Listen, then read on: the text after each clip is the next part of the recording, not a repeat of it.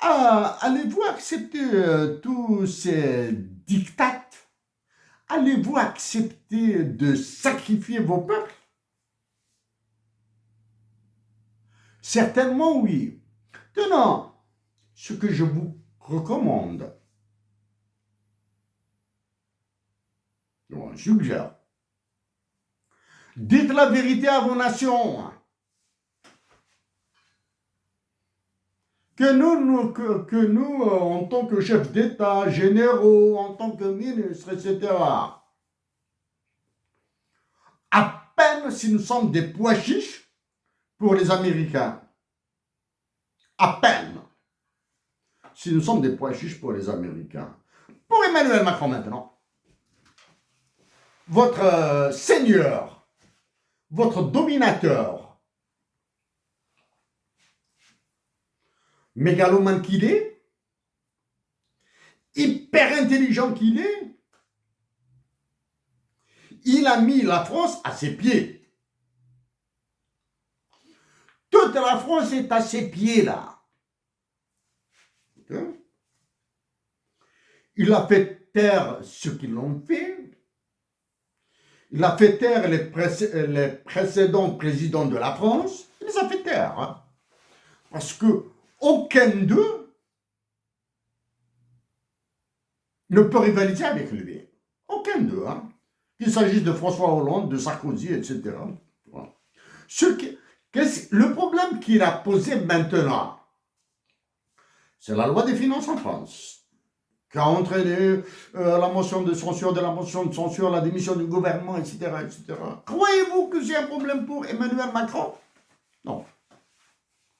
Il fait une loi spéciale, il creuse les déficits, il endettera la France un peu plus, beaucoup plus même. Les taux d'intérêt de la France vont, sur la dette française vont augmenter, etc., etc.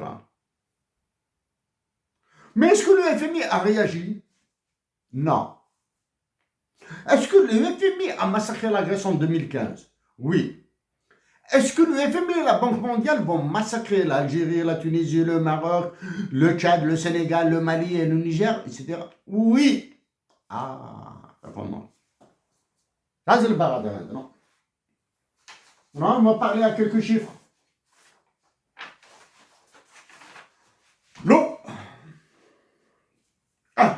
Avant de... Au début de la guerre, du conflit,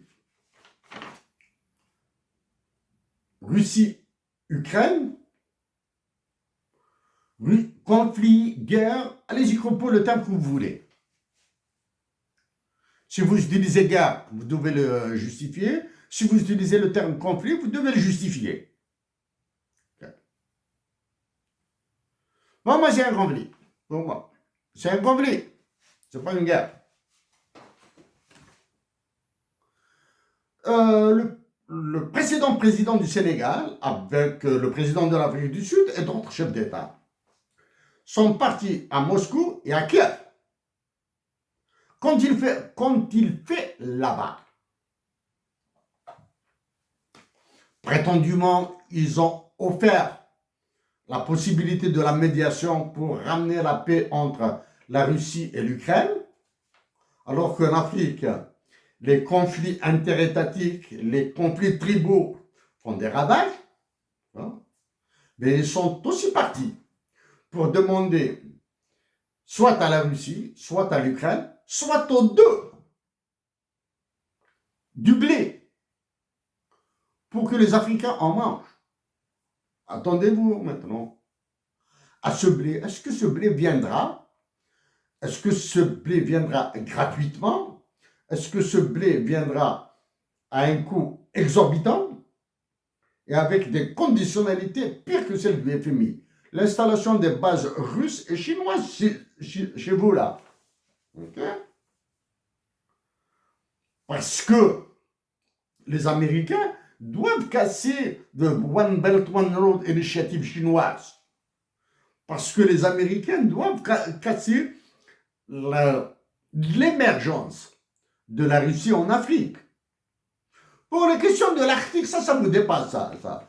pour l'occupation de l'Arctique, etc., du pôle Nord. Ça, c'est une autre histoire à laquelle vous ne comprendrez absolument rien. Bref. Le blé. Ah. Ce que l'Afrique peut fabriquer son blé. Ah. C'est un peu difficile. Pour produire du blé, qu'est-ce qu'il faut? Il faut de l'eau. Les derniers chiffres de la base de données utilisée par la Banque mondiale, l'UFMI et l'ONU sur l'eau disent l'accès à l'eau potable pour toute la population, y compris les populations rurales, est de 97,7% en Tunisie. OK? L'accès à l'eau potable pour toutes les populations, y compris les rurales, est de 97,7%. Ça, c'est la Tunisie. Pour l'Algérie, il est de 81,8%. Pour le Mali, il est de 77%. OK? Pour le Sénégal, il est de 67,3%. Vous voyez que ça baisse là, hein? Pour le Niger, il est de 58,2%. Pour le Tchad, il est de 44,8%. Ah. En plus de ce problème d'eau, de l'accès à l'eau, il y a le problème de la santé qui vient avec.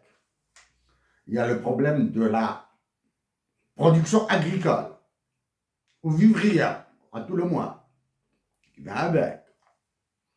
Qu'est-ce qu'il y a d'autre? Il y a les guerres qui viennent avec. Le fleuve Niger est partagé par 13 pays. Ah, les ressources hydriques. Que s'est-il passé à Riyad? Merci de répondre. Ça, c'est l'eau. Je répète, la Tunisie, 97,7%. L'Algérie, 81,8%. Le Mali, 77% au Mali. Hein. Le Sénégal, 67,3%. Le Niger, 58,2% avec le fleuve Niger. Le Tchad, 44,8%. Je vous ai dit tout à fait au début, si ces chiffres sont vrais à une année-lumière d'approximation, je commencerai à douter de l'existence de Dieu. Moi qui suis musulman. Les chiffres de la Banque mondiale de ce jour, dimanche, on est quelle date? Les chiffres de la Banque mondiale de ce jour, 8 décembre 2024. Pour le Maroc, pour le Tchad, le Sénégal, le Mali, le Niger, l'Algérie et le Maroc. Voilà. Je prends juste un échantillon là. Hein? Là, je ne parle pas là. L'Algérie, c'est de celui qui occupe la conciergerie d'Emmanuel Macron à Alger et des généraux de la Banque mondiale de ce jour a connu une baisse de production, la croissance du PIB de moins 5% en 2020. Ensuite, ils ont augmenté, la croissance est passée de moins 5% à 3,80%, ensuite à 3,60%, ensuite à 4,10%, respectivement 2021, 2022, 2023. Quand on fait une baisse de moins 5%, et quand on fait des augmentations de 3, 3 et 4, évitez de faire l'addition s'il vous plaît. Pas comme ça que ça se passe. Ça, c'est l'Algérie.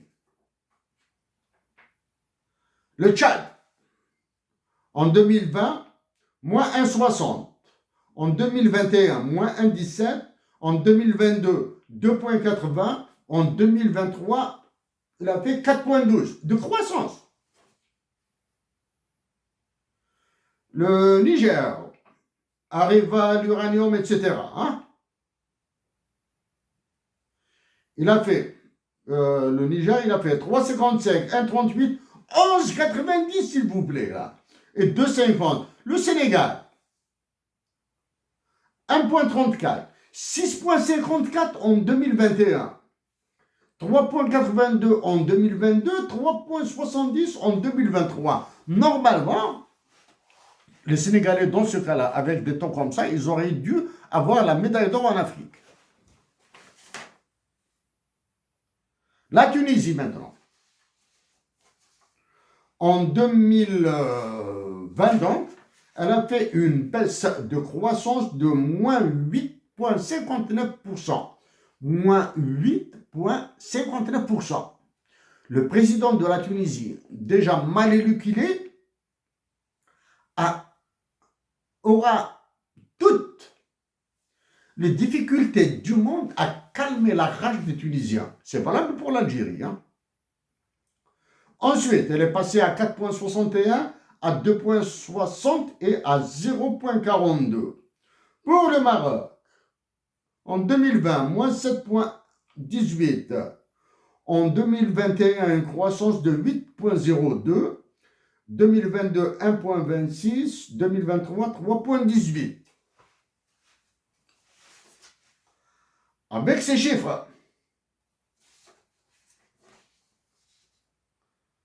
les troubles sociaux, les manifestations, les émeutes vont exploser dans tous ces pays que je viens de citer.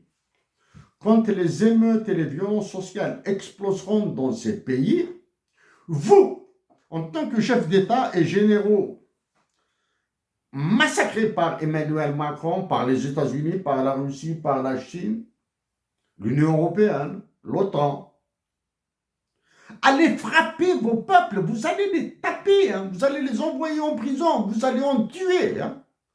Ce n'est pas de leur faute. Okay. Une dernière information. Je vais arrêter avec ces chiffres-là, c'est pas possible. Pour le déflateur du PIB, okay, du GDP, hein, déflateur, c'est le facteur par lequel on doit réduire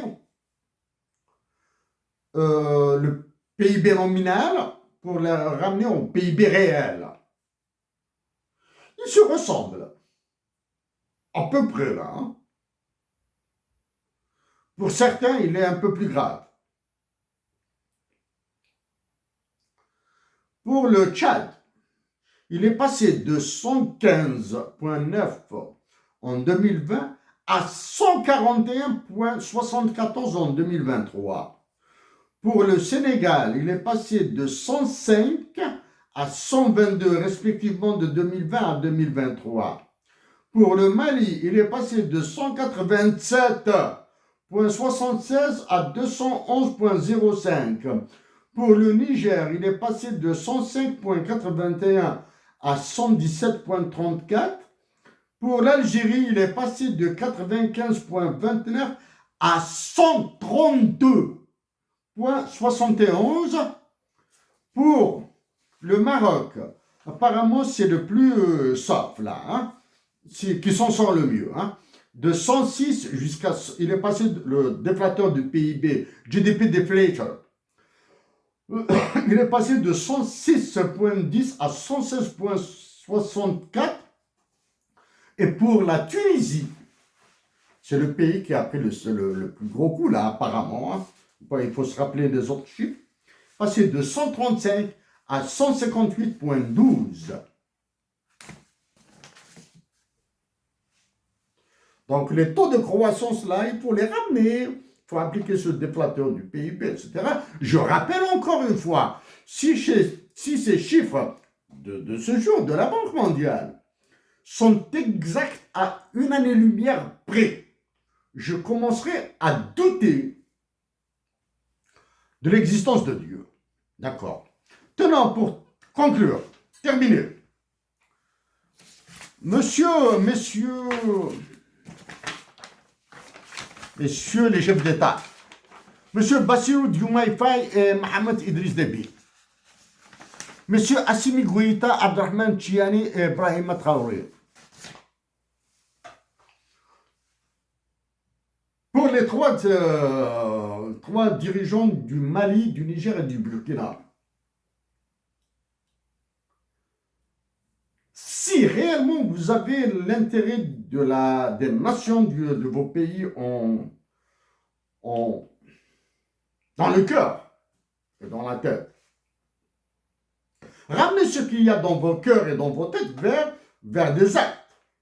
Des actes qui vont vous faire saigner. Quittez la zone CFA. Créez votre monnaie. C'est un risque qu'il faudra courir. Maintenant, vous avez deux choix. Vous avez deux choix, hein? Deux choix. Quittez le franc CFA et quittez le franc CFA. D'accord? Quand vous avez deux choix. Quittez le franc CFA et quittez le franc CFA. Aucun autre choix. Quand vous aurez quitté le franc CFA, vous demanderez des investissements financiers. Du diable s'il le faut. De la Russie, de la Chine et de qui d'autre? Des USA, là. Les USA de Donald Trump aiment casser, là. Hein. Ils aiment casser. Hein.